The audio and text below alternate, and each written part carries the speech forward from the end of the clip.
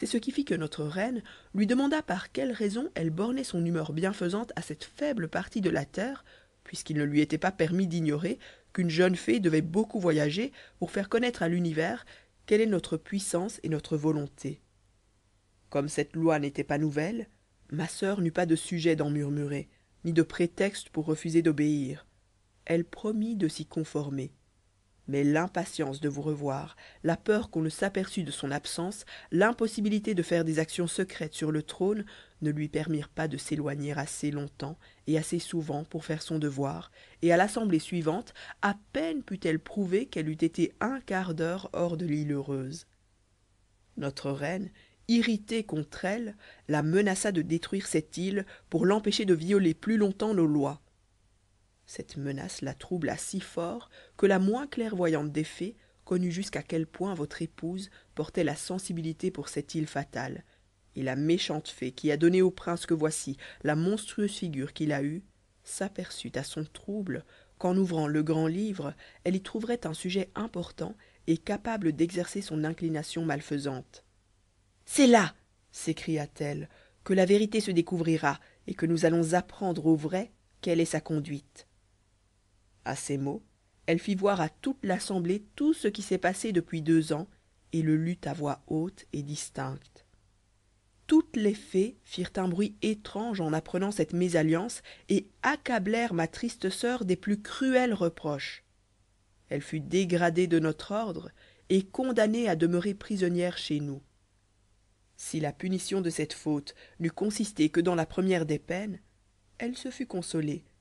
Mais le second châtiment, plus terrible que le premier, lui fit sentir toute la rigueur de l'un et de l'autre. La perte de sa dignité la touchait peu, mais vous aimant tendrement, elle demanda, les yeux en larmes, qu'on se contentât de la dégrader sans la priver de la douceur de vivre en simple mortelle avec son époux et sa chère fille.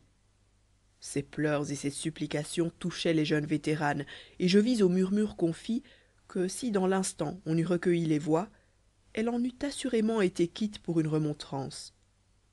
Mais une des plus anciennes, que pour sa grande décrépitude nous appelons la mère des temps, ne donna pas à la reine le loisir de s'expliquer et de faire connaître que la pitié s'était emparée de son cœur comme de celui des autres. Ce crime ne doit pas se tolérer, s'écria d'une voix cassée cette détestable vieille. S'il n'est pas puni, nous serons tous les jours exposés aux mêmes affronts. L'honneur de l'ordre y est absolument engagé. Cette misérable, attachée à la terre, ne regrette point la perte d'une dignité qui l'élevait 100 fois plus au-dessus des rois qu'ils ne le sont au-dessus de leurs sujets. Elle nous apprend que son affection, ses craintes et ses désirs se tournent vers son indigne famille. C'est par cet endroit qu'il la faut punir. Que son époux la regrette, que sa fille, fruit honteux de ses lâches amours, épouse un monstre pour lui faire expier la faiblesse d'une mère qui a eu la faiblesse de se laisser charmer par la beauté fragile et méprisable de son père. Cette cruelle sentence fit revenir à la rigueur beaucoup de celles qui penchaient vers la clémence.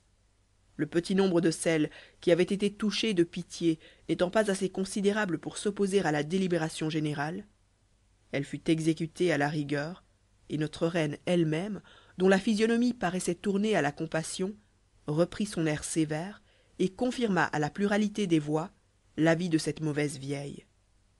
Cependant, ma sœur qui cherchait à faire révoquer un arrêt si cruel pour toucher les juges et excuser son hymen, fit de vous un portrait si charmant qu'elle enflamma le cœur de la fée gouvernante du prince.